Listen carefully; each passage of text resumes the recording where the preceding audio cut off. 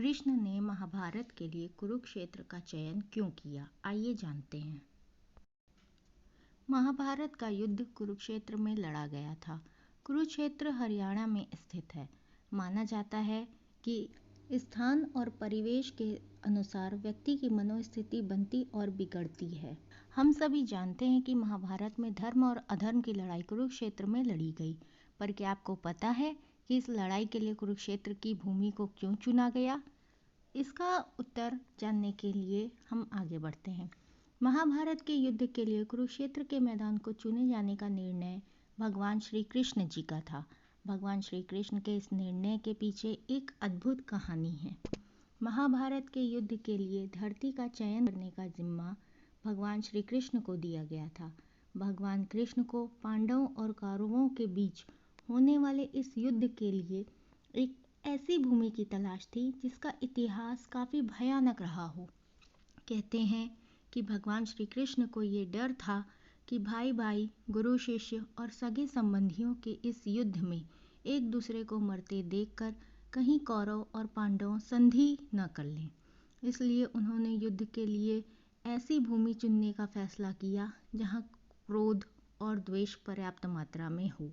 इसके लिए श्री कृष्ण ने अपने दूतों को सभी दिशाओं में भेजा और उन्हें वहां की घटनाओं का जायजा लेने के लिए कहा। सभी दूतों ने सभी दिशाओं में घटनाओं का जायजा लिया और भगवान श्री कृष्ण को एक एक कर उसके बारे में बताया। उसमें से एक दूत ने एक घटना के बारे में बताया कि कुरुक्षेत्र में एक बड़े भाई ने अपने छोटे भाई को खेत की मेड़ टूटने पर बहते हुए वर्षा के पानी को रोकने के लिए कहा, लेकिन उसने ऐसा करने से साफ इनकार कर दिया।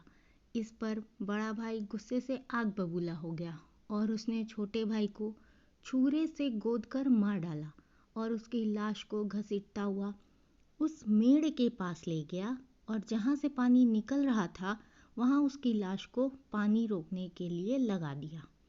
दूत द्वारा सुनाई गई इस सच्ची घटना को सुनकर श्री कृष्ण ने तय किया कि यही भूमि भाई भाई, गुरु शिष्य और सगे संबंधियों के युद्ध के लिए बिल्कुल उपयुक्त है। श्री कृष्ण अब बिल्कुल निश्चिंत हो गए कि इस भूमि के संस्कार यहाँ पर भाइयों के युद्ध में एक दूसरे के प्रति प्रेम उत्पन्न नहीं होने देंगे। इसके बाद उन्होंने महाभारत का युद्ध कुरुक्षेत्र में करवाने का ऐलान कर दिया। महाभारत की यह कथा साबित करती है कि शुभ और अशुभ विचारों एवं कर्मों के संस्कार भूमि में देर तक समाये रहते हैं। इसलिए ऐसी भूमि में ही निवास करना चाहिए जहाँ शुभ विचारों और शुभ कार्यों का समावेश रहा हो। जय श्री कृष्णा।